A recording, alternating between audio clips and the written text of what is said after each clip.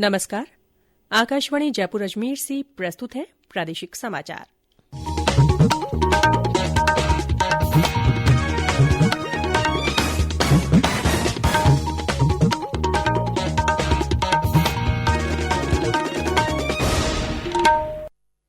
मुख्य समाचार। पशुपालन और डेयरी उद्योग मंत्रालय ने बर्ड फ्लू से प्रभावित राजस्थान सहित 7 राज्यों को बीमारी के फैलाव को रोकने के लिए परामर्श किया जारी। प्रदेश में खनन से संबंधित मुद्दों के त्वरित निस्तारण के लिए बनाई जाएगी टास्क फोर्स। राज्य में कोरोना के सक्रिय मामलों की संख्या घटकर 7,000 से नीचे आई। कल 430 लोगों में हुई संक्रमण की पुष्टि। और मौसम विभाग ने कल से प्रदेश में न्यूनतम तापमान में गिरावट आने की जताई संभावना। शीतलहर से जनजीवन प्रभावित। समाचारों के साथ मैं रितिका गुप्ता। कोविड-19 महामारी के खिलाफ देश एकजुट होकर लड़ रहा है। आप भी हमारे साथ सुरक्षा और बचाव के 3 आसान एहतियाती उपायों का संकल्प लें। मास्क पहनें, 2 गज की दूरी है जरूरी, सुरक्षित दूरी बनाए रखें, हाथ और मुंह साफ रखें। और अब समाचार विस्तार से। पशुपालन और डेयरी उद्योग मंत्रालय ने बर्ड फ्लू से प्रभावित राज्यों को बीमारी के फैलाव को रोकने के लिए परामर्श जारी किया है। बयान में कहा गया है कि राज्यों के पशुपालन विभागों का स्वास्थ्य विभाग के साथ बीमारी की स्थिति को लेकर प्रभावी संवाद होना चाहिए। जलाशयों, मुर्गा मंडियों, चिड़ियाघरों, मुर्गी फार्मों पर निगरानी बढ़ाई जानी चाहिए और मरे हुए पक्षियों के शरीर का उचित निपटारा किया जाना चाहिए। गौरतलब है कि राजस्थान सहित 7 राज्यों में एवियन इन्फ्लुएंजा की पुष्टि हो चुकी है। राजस्थान में 25 दिसंबर से अब तक 2,500 से ज्यादा पक्षियों की मृत्यु हो चुकी है। इनमें ज्यादातर कौवे हैं। मोर और कुछ अन्य पक्षियों की भी मृत्यु हुई है। पशुपालन विभाग का कहना है कि इस वायरस का संक्रमण अभी मुर्गियों में नहीं फैला है। प्रदेश में खनन से संबंधित मुद्दों के त्वरित निस्तारण के लिए टास्क फोर्स बनाई जाएगी। मुख्य सचिव की अध्यक्षता में वन विभाग, खान विभाग और राजस्व विभाग के अधिकारी इसमें शामिल होंगे। कल मुख्यमंत्री अशोक गहलोत ने खनन क्षेत्र के विकास की संभावनाओं पर एक निजी कंपनी के चेयरमैन और अन्य अधिकारियों के साथ चर्चा करते हुए अधिकारियों को इस बारे में निर्देश दिए। उन्होंने कहा कि राज्य सरकार प्रदेश को खनन के क्षेत्र में आगे बढ़ाने के लिए पूरी प्रतिबद्धता, तकनीक, पारदर्शिता और इन्वेस्टमेंट फ्रेंडली नीति के साथ काम करेगी। मुख्यमंत्री ने कहा कि निवेशकों को नीतियों और फैसलों की जानकारी मिल सके, इसके लिए प्रभावी अभियान भी चलाया जाएगा। देशभर में 16 जनवरी से कोविड-19 का टीकाकरण अभियान शुरू हो जाएगा।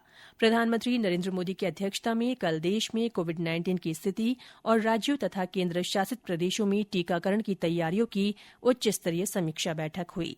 बैठक में कैबिनेट सचिव, प्रधानमंत्री के प्रधान सचिव, स्वास्थ्य सचिव और संबंधित वरिष्ठ अधिकारियों ने हिस्सा लिया। प्रधानमंत्री को वैक्सीन वितरण प्रबंधन प्रणाली के बारे में बताया गया। इस बीच केंद्रीय सचिव राजीव गौबा ने वीडियो कॉन्फ्रेंसिंग के जरिए सभी राज्यों के मुख्य सचिवों से कोरोना की मौजूदा स्थिति और वैक्सीन लगाने से पूर्व की सभी तैयारियों का भी जायजा लिया। केंद्र सरकार की ओर से कोरोना के प्रति जागरूकता लाने के लिए जन आंदोलन चलाया जा रहा है। इसी के तहत आकाशवाणी जयपुर के समाचार बुलेटिनों में प्रसारित की जा रही विशेष श्रृंखला जनता का संदेश, जनता के नाम के तहत सुनिए हमारे श्रोता का संदेश। मेरे प्यारे देशवासियों, मैं कैलाश जाट बाड़मेर राजस्थान से मैं आपसे अनुरोध करता हूं कि आप कोरोना काल में संपूर्ण सावधानियां बरतें और जितना हो सके घर पे ही रहे। मास्क का प्रयोग करें व सैनिटाइजर से बार बार हाथ धोए। जय हिंद, जय भारत। आकाशवाणी के अन्य श्रोता भी इस आंदोलन से जुड़ सकते हैं। इसके लिए आपको अपना संदेश रिकॉर्ड कर या टाइप कर हमारे व्हाट्सएप नंबर 9414052368 पर भेजना है।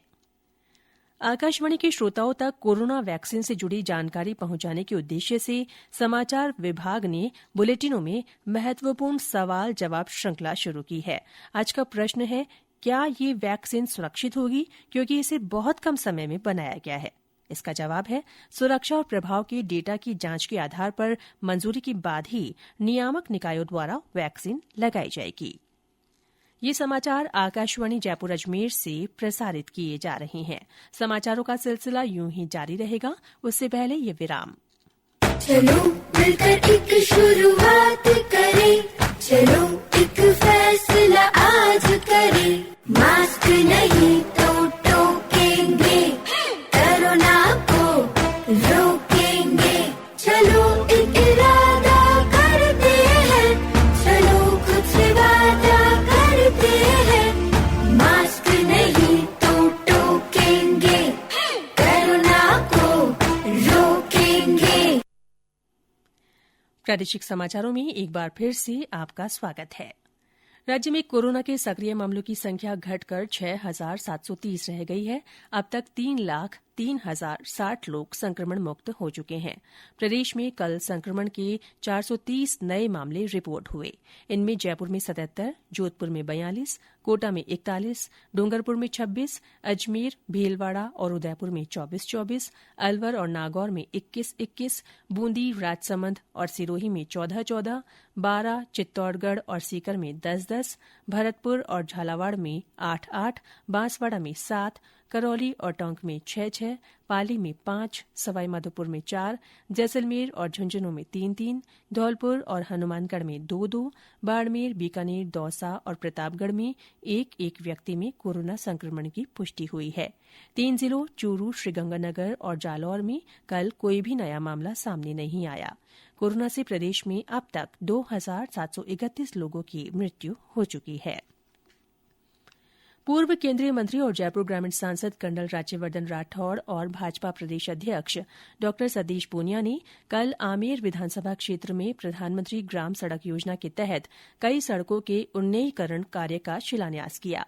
उन्होंने जलसू पंचायत समिति के सभी नवनिर्वाचित सरपंचों के साथ ग्राम विकास योजना को लेकर संवाद भी किया। कर्नल राज्यवर्धन ने संवाद कार्यक्रम के दौरान कहा कि इस कार्यक्रम का मुख्य उद्देश्य यही है कि सरपंच जनप्रतिनिधि अपना कार्य और अच्छे तरीके से कर सकें। स्वायत्त शासन और आवासन मंत्री शांति धारीवाल ने आमजन की सुविधा के लिए कल जयपुर विकास प्राधिकरण जेडीए का मोबाइल ऐप लॉन्च किया। ये ऐप गूगल प्ले स्टोर और आईफोन ऐप स्टोर पर उपलब्ध होगा, जिस पर जेडीए की सभी सुविधाएं मौजूद होंगी। ऐप को सरल 7 खंडों में विभाजित किया गया है। प्रधानमंत्री नरेंद्र मोदी 31 जनवरी को आकाशवाणी से मन की बात कार्यक्रम में देशवासियों के साथ अपने विचार साझा करेंगे। ये इस मासिक कार्यक्रम की 73वीं कड़ी होगी। इस कार्यक्रम के लिए श्रोता अपने विचार और सुझाव नमो ऐप या माई जीओवी ओपन फोरम पर भेज सकते हैं या टोल फ्री नंबर 1800-117800 पर अपना संदेश हिन्दी या अंग्रेजी में रिकॉर्ड कर सकते हैं। प्रदेश में कल से न्यूनतम तापमान में 3 से 4 डिग्री सेल्सियस गिरावट आने की संभावना है। मौसम विभाग ने कहा है कि उत्तरी भागों में शीतलहर भी चल सकती है। विभाग के निदेशक राधेश्याम शर्मा ने कहा है कि 4-5 दिनों तक मौसम शुष्क रहेगा।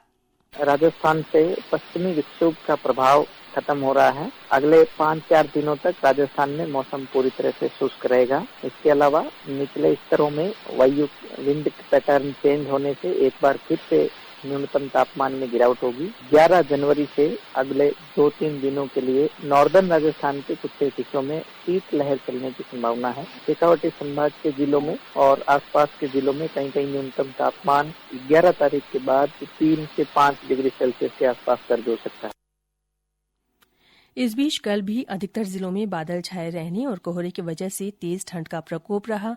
दिन भर चली शीतलहर ने ठिठुरन बढ़ा दी और रात में भी सर्द हवा चली। आज विश्व हिन्दी दिवस मनाया जा रहा है। राज्यपाल कलराज मिश्र ने इस अवसर पर बधाई और शुभकामनाएं दी हैं। उन्होंने कहा कि हिन्दी केवल भाषा नहीं है, बल्कि संस्कृति है जो देश की समृद्ध विरासत है और सबको जोड़े हुए है। और अंत में मुख्य समाचार एक बार फिर। पशुपालन और डेयरी उद्योग मंत्रालय ने बर्ड फ्लू से प्रभावित राजस्थान सहित 7 राज्यों को बीमारी के फैलाव को रोकने के लिए परामर्श जारी किया है। प्रदेश में खनन से संबंधित मुद्दों के त्वरित निस्तारण के लिए टास्क फोर्स बनाई जाएगी। राज्य में कोरोना के सक्रिय मामलों की संख्या घटकर 7,000 से कम हो गई है। कल 430 लोगों में संक्रमण की पुष्टि हुई है। और मौसम विभाग ने कल से प्रदेश में न्यूनतम तापमान में गिरावट आने की संभावना जताई है। शीतलहर से जनजीवन प्रभावित है। इसी के साथ प्रादेशिक समाचार बुलेटिन समाप्त हुआ। हमारा अगला बुलेटिन हिन्दी में दोपहर 12:30 बजे प्रसारित होगा। नमस्कार।